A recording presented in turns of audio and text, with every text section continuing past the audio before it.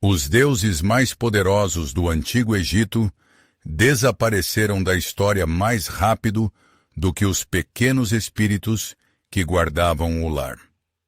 É ilógico, mas é um fato. O sacerdócio de Amon-Ra, o principal deus do estado, era uma força inabalável. Eles controlavam 1/3 de toda a economia do país. Imagine que hoje uma única ordem religiosa possuísse todos os campos de petróleo do planeta. Os sacerdotes detinham terras, exércitos e influenciavam as decisões dos faraós, transformando o Deus em uma ferramenta política ideal. E aqui está o enigma central da nossa investigação. Por que civilizações que investiram recursos colossais em seus deuses criadores, depois apagaram com a mesma fúria a própria memória sobre eles? Este paradoxo é apenas o primeiro fio do novelo. Agora, vamos tecer mais 2, que criarão o mapa do nosso caso. Esses 2 fios são 2 perguntas que mudarão sua visão da história. A primeira: o que explica o fato de que os deuses mais poderosos do Egito, cujo poder parecia eterno, foram apagados, enquanto as crenças em humildes espíritos domésticos sobreviveram por milênios? A resposta para esta pergunta obteremos na 7ª sessão. A segunda pergunta é ainda mais estranha. Como os antigos iconoclastas podiam acreditar que estavam matando um deus ao arrancar meticulosamente o nariz de sua estátua, se eles mesmos construíam templos gigantescos que provavam sua natureza imaterial? Revelaremos o mecanismo desse assassinato ritual na 5ª sessão. Essas 2 questões-chave serão nossas estrelas-guia na investigação. Ao final deste filme, você terá um arsenal de 7 ferramentas essenciais que as civilizações usaram para apagar a memória dos deuses. Você deixará de ver a história das religiões como uma evolução suave e a enxergará como ela realmente é: um campo de batalha brutal de ideias, uma guerra de extermínio.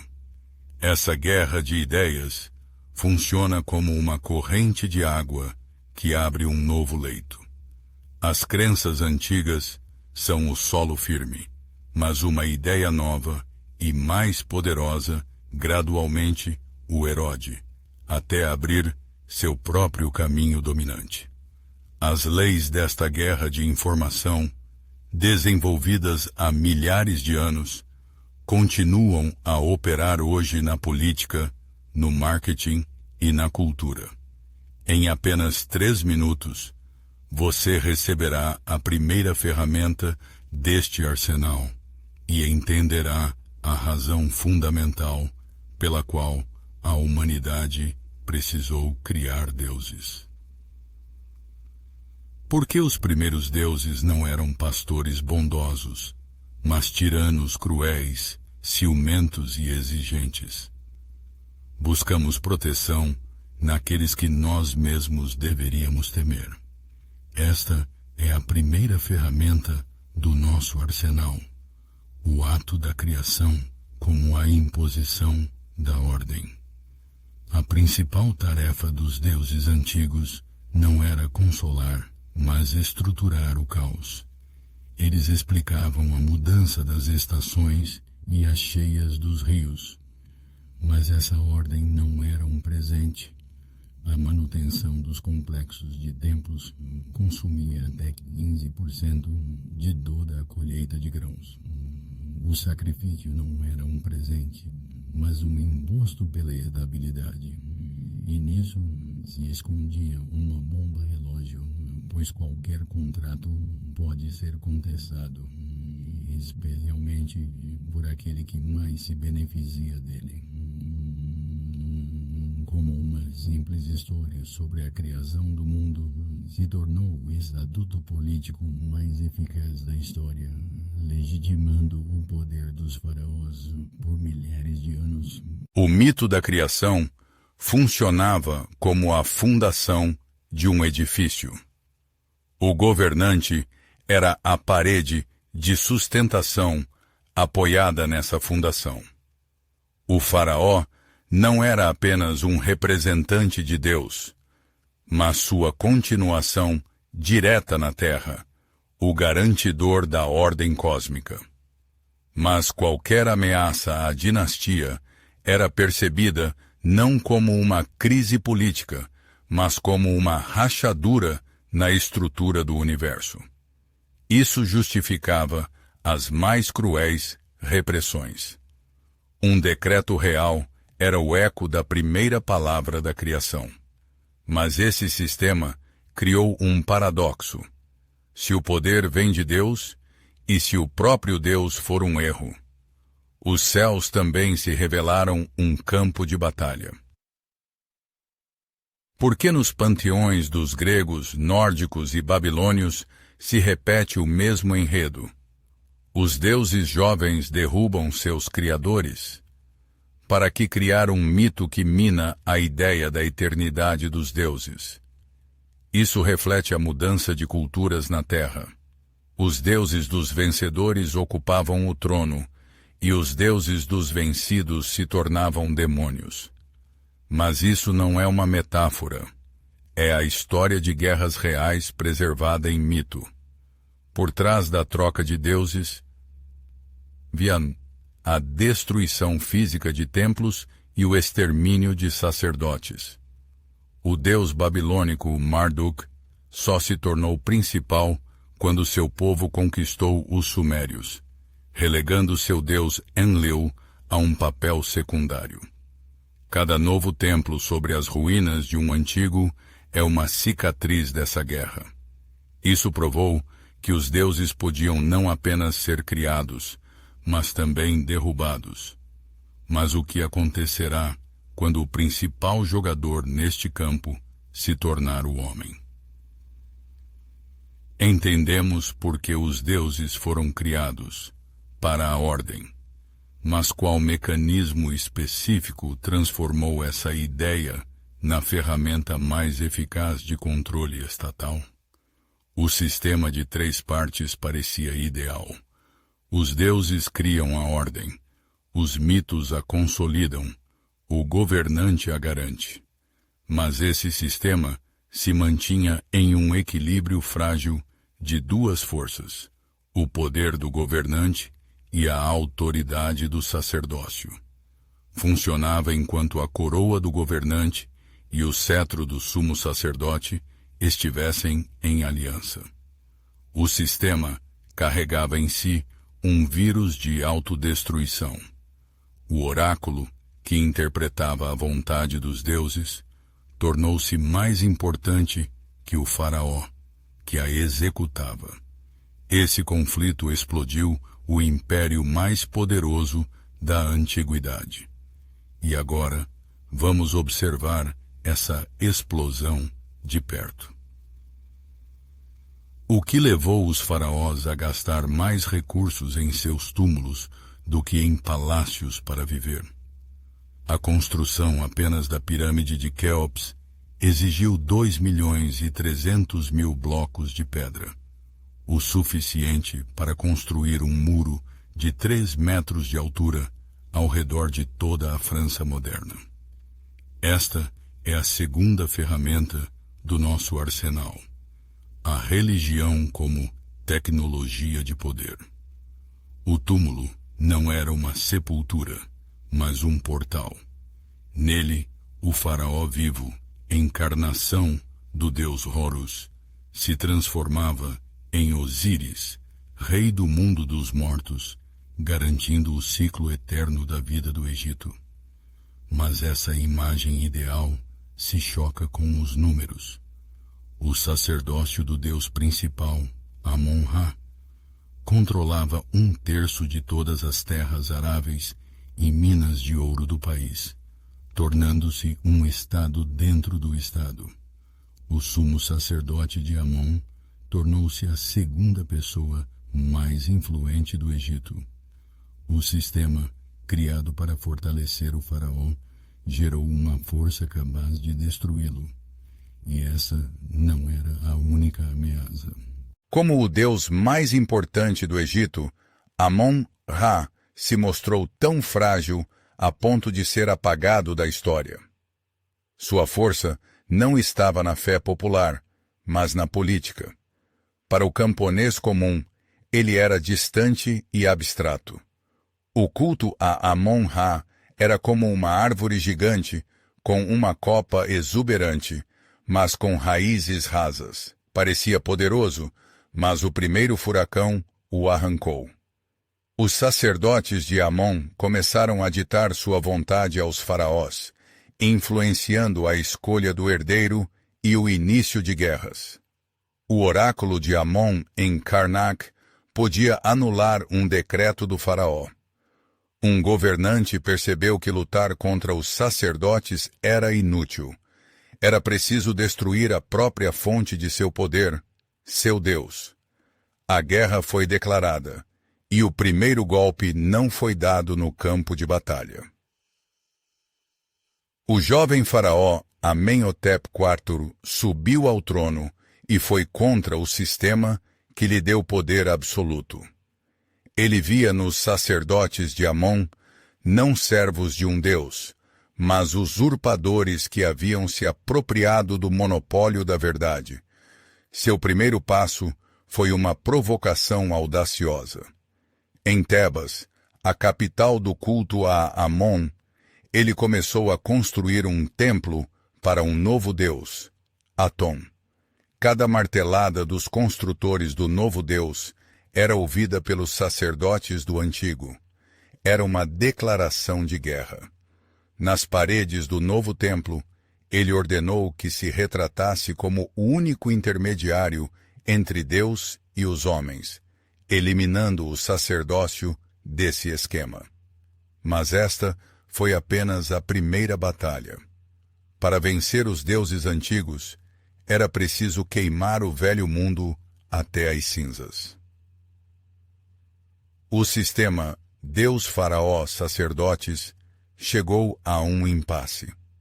O poder do faraó dependia da religião, mas os sacerdotes dessa religião se tornaram a principal ameaça ao seu poder. Qualquer tentativa de enfraquecê-los politicamente seria um sacrilégio. Era um impasse. Amenhotep entendeu. Reformas políticas não funcionariam. O golpe precisava ser desferido não nos sacerdotes, mas em seu Deus. Ele tinha 3 caminhos: submeter-se, lutar ou destruir. Ele encontrou uma solução genial e aterrorizante. Se as peças no tabuleiro de xadrez te atrapalham, não se deve movê-las, mas virar o próprio tabuleiro. Ele decidiu não apenas derrotar os deuses antigos. Ele decidiu provar que eles nunca existiram. Ele declarou como heresia e erro toda a história de 2000 anos de seu país e todos os seus grandes ancestrais. Esta foi a terceira ferramenta do nosso arsenal: a reescrita total do passado. Ele proibiu a adoração a todos os deuses antigos, fechou seus templos e confiscou suas propriedades. Em troca, ofereceu um Deus único e abstrato, Aton, e nomeou a si mesmo e sua família como os únicos intermediários. Mas não foi uma simples troca de um Deus por outro. Foi a destruição de todo o panteão, de toda a cosmologia, de todas as crenças na vida após a morte que definiam cada aspecto da existência dos egípcios. No 5º ano de seu reinado, ele enviou por todo o império esquadrões de canteiros com uma única ordem: raspar fisicamente os nomes dos deuses, especialmente Amon, das paredes de todos os templos, túmulos e obeliscos. Não era uma guerra contra os sacerdotes, mas contra a própria memória. Mas para construir um novo mundo, era preciso fugir do antigo. Como forçar uma nação inteira a esquecer os deuses a quem rezou por séculos? Akhenaton decidiu que, para isso, era preciso arrancar fisicamente o povo de seu mundo habitual. Ele ordenou a construção de uma nova capital, Akhetaton, no meio do deserto. Foi um projeto utópico grandioso, a criação de um espaço puro, não profanado pelos cultos antigos. Mas a realidade desferiu um golpe devastador. O projeto levou ao colapso. Milhares de funcionários, soldados e artesãos foram arrancados à força de seus lares. Todos os recursos do império foram lançados nesta construção gigantesca, erguida em apenas 4 anos para 20.000 habitantes. O Egito perdia seus domínios asiáticos, mas o principal erro de cálculo foi psicológico.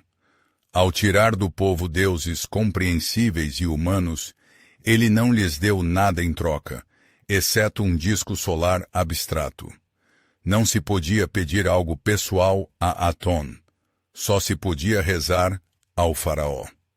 Akhenaton não criou uma nova fé, mas um vácuo espiritual. E o povo encontrou com o que preenchê-lo. Como, em um estado totalitário, onde o faraó é um deus vivo, sua principal reforma pôde fracassar. Mais forte que a vontade do homem mais poderoso da terra foi a resistência silenciosa. O sacerdócio dos deuses antigos, tendo perdido tudo, entrou na clandestinidade. Eles organizavam sabotagens, preservavam textos proibidos e esperavam sua hora. Foi uma guerra de guerrilha pela memória. Mas o golpe decisivo não veio da elite. Achados arqueológicos nas ruínas das casas dos trabalhadores em Akhetaton provam: o povo comum não aceitou a nova fé. Lá foram encontrados milhares de amuletos dos deuses antigos e proibidos: Bes, Taueret, Ísis. As pessoas continuavam a adorá-los em segredo. Toda a utopia de Akhenaton, que governou por 17 anos, se sustentava exclusivamente em sua vontade pessoal. Sua vontade era como uma barragem segurando o rio da fé popular. Com sua morte, a barragem ruiu. A vingança dos deuses antigos pelas mãos de seus sacerdotes foi mais terrível que a ira do faraó herege. O que aconteceu com a grande reforma após a morte de Akhenaton? A história completou um círculo. Seus sucessores, incluindo o jovem Tutankhamon, sob pressão dos sacerdotes, anularam tudo. Eles restauraram os cultos dos deuses antigos, devolveram-lhes suas propriedades e transferiram a capital de volta para Tebas. Akhetaton foi amaldiçoada, abandonada por seus habitantes e engolida pelas areias. Mas eles foram além. Aplicaram ao próprio Akhenaton sua própria arma, a maldição da memória. Seu nome foi sistematicamente raspado dos cartuchos reais. Suas estátuas foram quebradas. Nas listas oficiais de faraós, seu período de governo foi simplesmente apagado, sendo chamado de o inimigo de Akhetaton. Assim, o primeiro deicida da história foi ele mesmo assassinado pela história. Ele foi esquecido de forma tão completa que sua existência permaneceu desconhecida por 3.000 anos. Mas as tecnologias que ele usou para destruir os deuses não foram esquecidas. Passamos da pergunta, por quê, para a pergunta como exatamente. Da ideologia para a tecnologia. Como se pode matar um ser imortal e imaterial? Os antigos iconoclastas acreditavam que a vulnerabilidade de qualquer deus residia em suas 3 encarnações terrenas: sua casa, sua imagem e seu nome. Esta é a 4ª ferramenta do nosso arsenal: os mecanismos do esquecimento. A primeira etapa: a destruição da casa. A destruição de um templo não era apenas vandalismo. Era uma operação para ensurdecer e cegar a divindade, para romper sua conexão com o mundo dos homens. O Edito de Teodósio Prunei, em 391 d.X., transformou isso em política de Estado, iniciando um mecanismo de limpeza sistemática do espaço sagrado em todo o Império Romano. Mas destruir o templo não era suficiente. O deus podia sobreviver em inúmeras estátuas. Para combater esses corpos, foi desenvolvida toda uma tecnologia cirúrgica. Por que em muitas estátuas egípcias danificadas vemos um padrão estranho? Os narizes e as mãos foram deliberadamente quebrados. Os egípcios acreditavam que a essência divina, o Ka, entrava na estátua junto com o sopro da vida pelo nariz e agia no mundo através das mãos. Isso não é vandalismo, mas um assassinato ritual.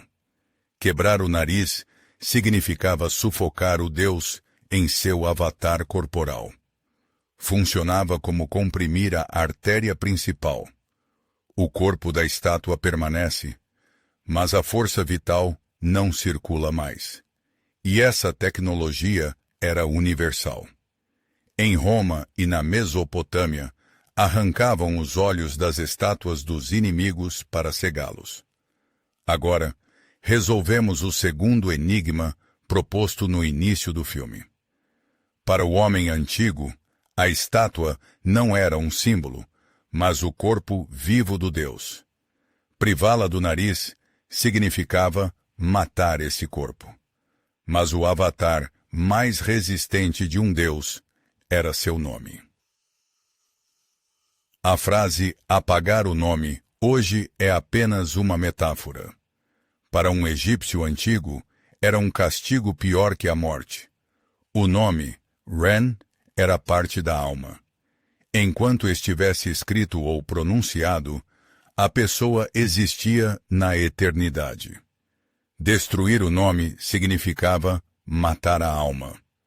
Arqueólogos encontram cartuchos onde o nome de Akhenaton foi raspado de forma tão grosseira que deixou cicatrizes profundas na pedra, vestígios da fúria dos restauradores. Eles literalmente o recortaram da história. Mas esse método era trabalhoso e imperfeito. Às vezes, os trabalhadores pulavam uma das milhares de menções do nome, e foi por esses erros que soubemos de Akhenaton. Mas e se for fisicamente impossível apagar o nome por ser muito conhecido? Para isso, os romanos inventaram um procedimento jurídico mais sofisticado. Vimos os métodos físicos, a destruição da casa, o assassinato do corpo e o apagamento do nome. Mas como transformar esses atos de vandalismo em um mecanismo estatal legítimo? Sem a sanção do poder, essas ações eram um crime e poderiam provocar uma reação contrária. Para que o esquecimento se tornasse total e irreversível, era necessária a sanção suprema, uma lei que prescrevesse o esquecimento como um dever. Os romanos a inventaram. Eles transformaram o machado bruto do iconoclasta no bisturi afiado do jurista. Na próxima sessão, Iremos a Roma, onde a arte do esquecimento foi levada à perfeição burocrática e transformada em um procedimento oficial conhecido como damnatio memoriae, a maldição da memória. Como uma civilização obcecada pela lei, criou um mecanismo jurídico para condenar à inexistência uma pessoa já morta. Esta é a quinta ferramenta do nosso arsenal, o precedente romano. O Senado aprovava o procedimento de damnatio memoriae, a maldição da memória. A sentença incluía a destruição de estátuas, a raspagem do nome de documentos e a anulação de leis. No papel, parecia um processo burocrático, mas a realidade era furiosa. Após o assassinato do imperador Domiciano, os senadores, segundo o historiador Suetônio, ordenaram que trouxessem escadas e derrubassem suas imagens, quebrando-as ali mesmo. Seu nome foi removido de arcos triunfais da Britânia à Síria. Não era vingança, mas uma operação coordenada para criar uma história alternativa onde ele nunca existiu. Essa tecnologia, aprimorada em pessoas, revelou-se a arma ideal para a guerra contra os deuses. Qual deus poderia se tornar tão perigoso para Roma, a ponto de seu culto ser oficialmente condenado ao esquecimento? Não se trata de uma divindade inimiga, mas de uma adorada dentro da própria cidade. O culto a Baco, ou Dionísio, atraía pessoas com a promessa de libertação das preocupações mundanas. Seus rituais secretos, as bacanais, levantaram suspeitas das autoridades. O Senado apresentou isso como uma luta contra sociedades secretas e morais. Mas a escala da repressão indica outra coisa. Foi uma guerra. Mais de 7.000 seguidores foram rastreados e executados em toda a Itália. A participação nos rituais foi equiparada à traição de Estado. Foi uma caça às bruxas centenas de anos antes da Idade Média. O decreto do Senado sobre as bacanais é o primeiro documento jurídico da história a declarar um Deus fora da lei. Quando uma nova religião do Oriente Médio entrou em cena, Roma já tinha um plano de ação pronto. Por que para os primeiros cristãos era tão importante não fazer o sacrifício formal ao gênio do imperador, mesmo ao custo da vida? Do ponto de vista da lei romana, era um ato político. A recusa em reconhecer a divindade do imperador equivalia à traição de Estado.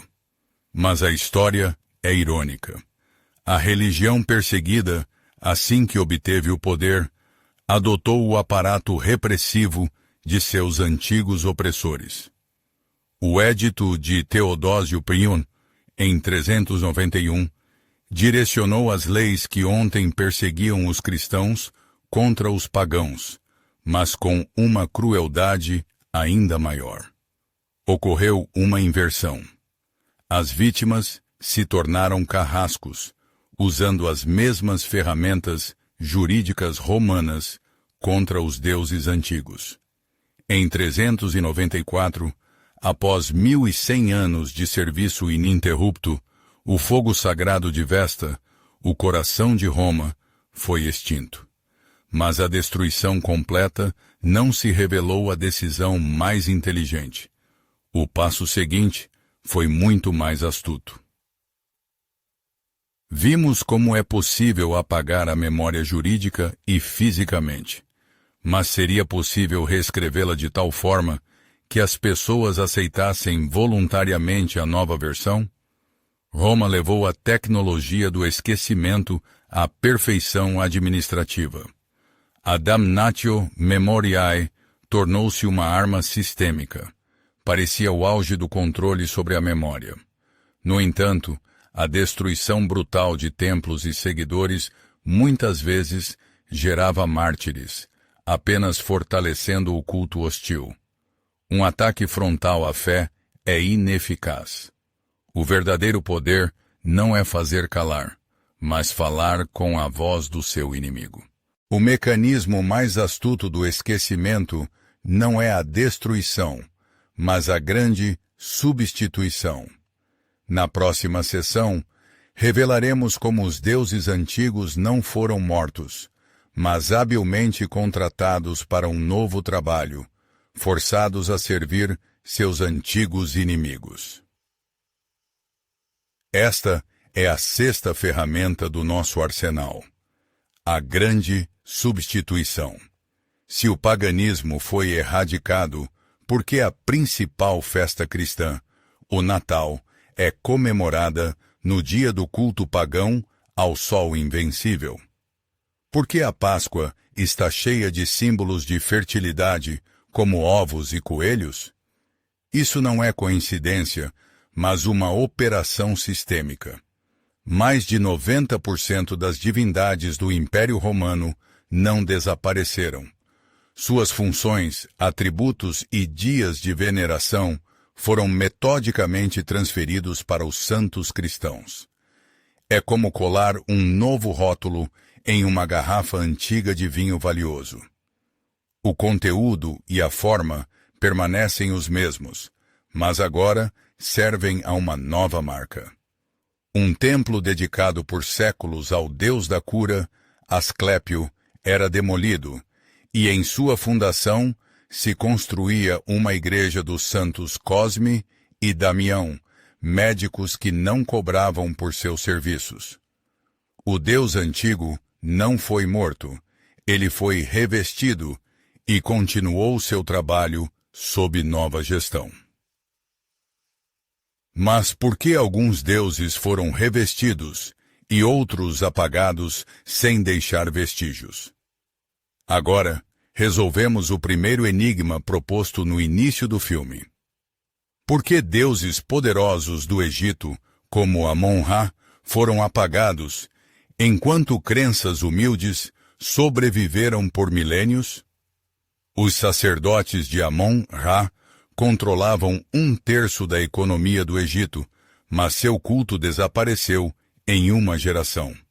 O culto da deusa Ísis, pelo contrário, se espalhou por todo o Império Romano e foi absorvido com sucesso. Havia 2 tipos de deuses, e para eles 2 sentenças diferentes. Amon-Ra era um deus político, a base ideológica do poder. Uma mudança de regime exigia sua destruição. Ísis oferecia salvação pessoal e ressurreição, sem ameaçar o sistema político. Mas não é só isso.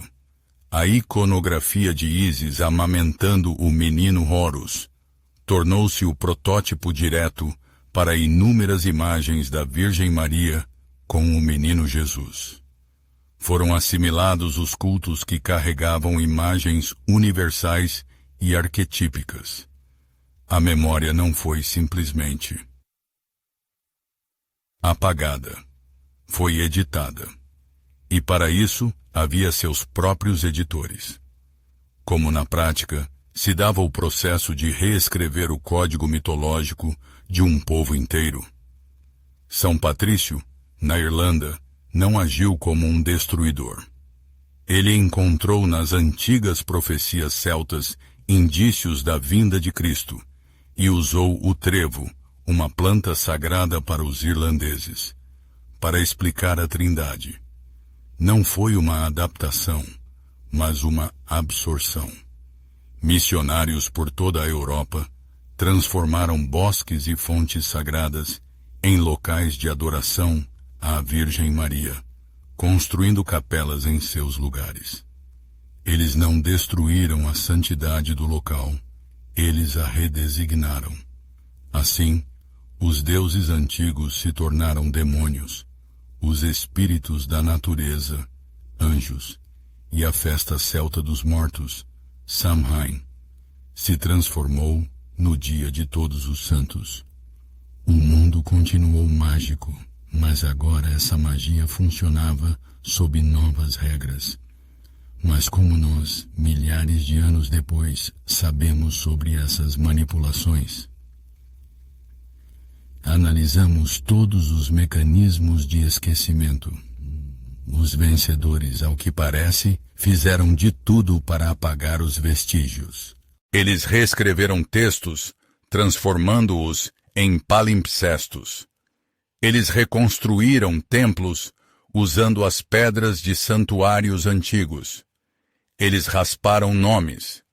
Mas o esquecimento total é impossível. Cada ação de apagar deixa sua marca como uma cicatriz na pele. Um nome raspado deixa um sulco na pedra. Um templo reconstruído deixa sob si a fundação do antigo. Um texto apagado deixa um rastro químico da tinta. Tentar apagar a história é como tentar esconder uma ferida profunda. Mesmo que cicatrize, em seu lugar sempre restará uma cicatriz.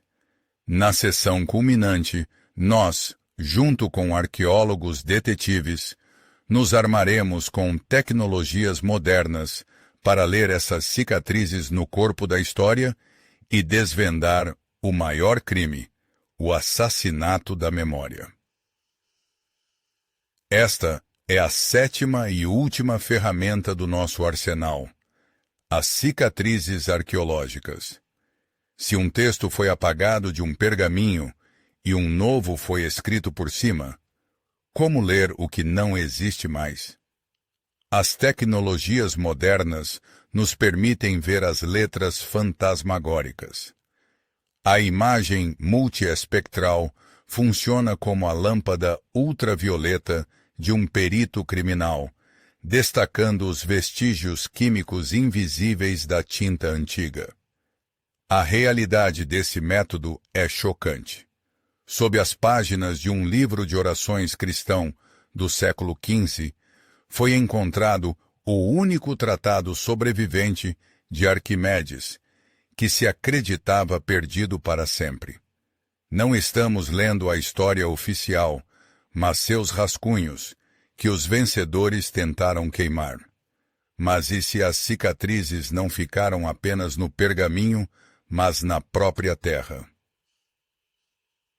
O que a fundação de uma igreja antiga pode nos contar?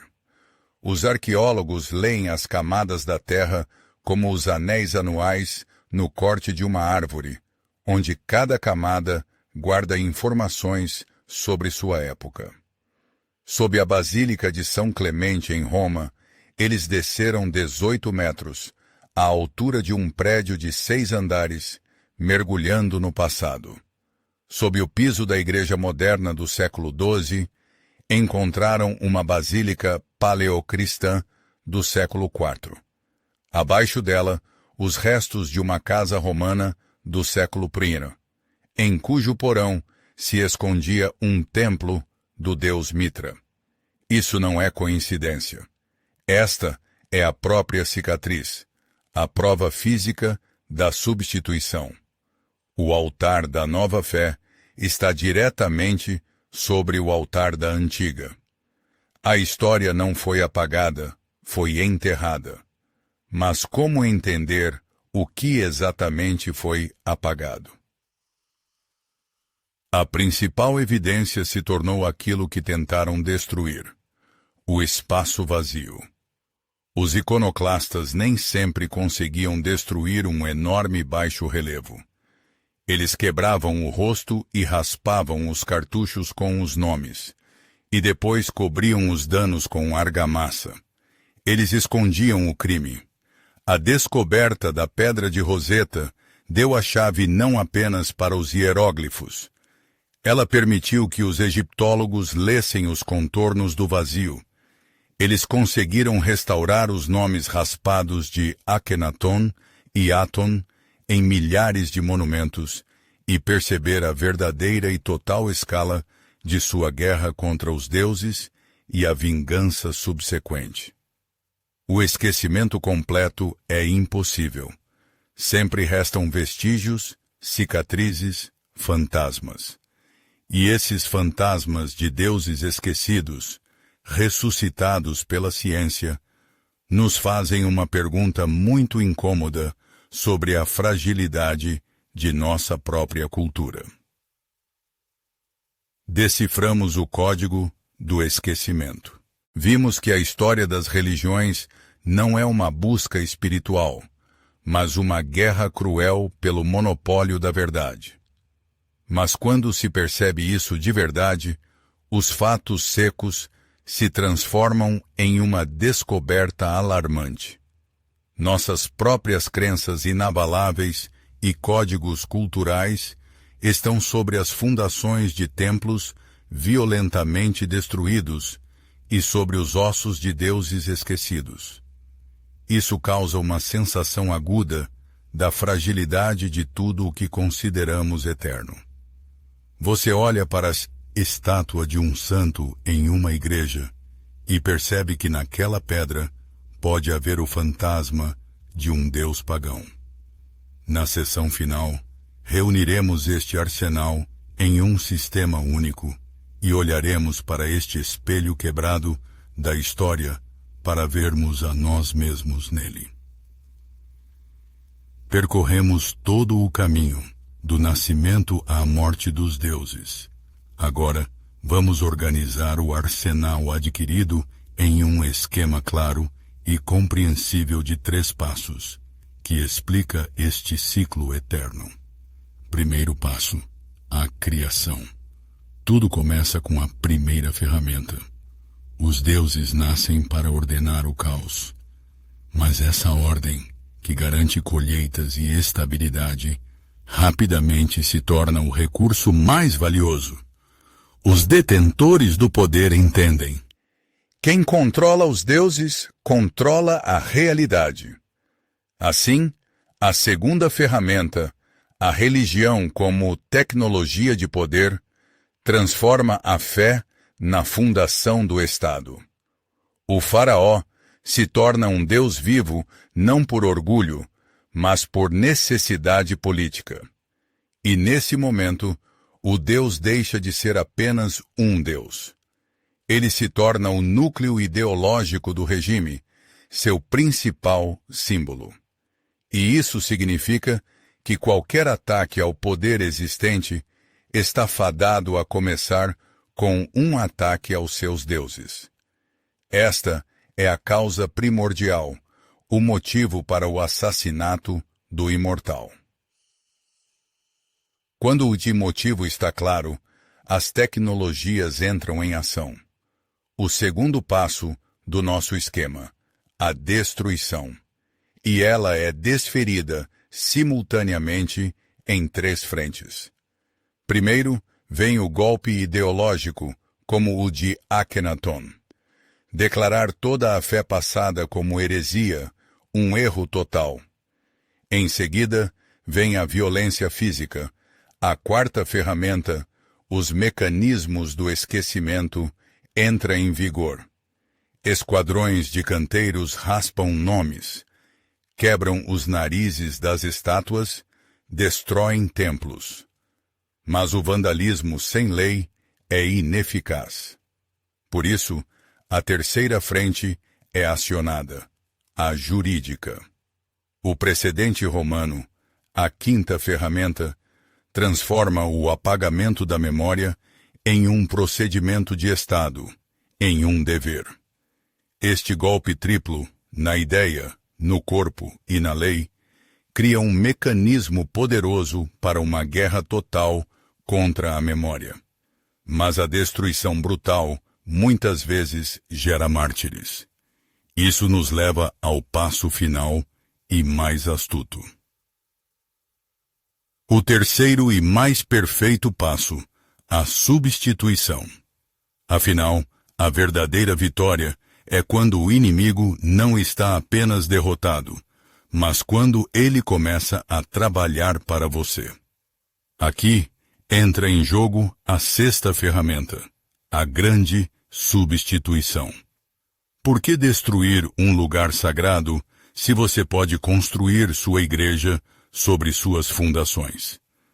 Por que proibir uma festa se você pode dar a ela um novo nome?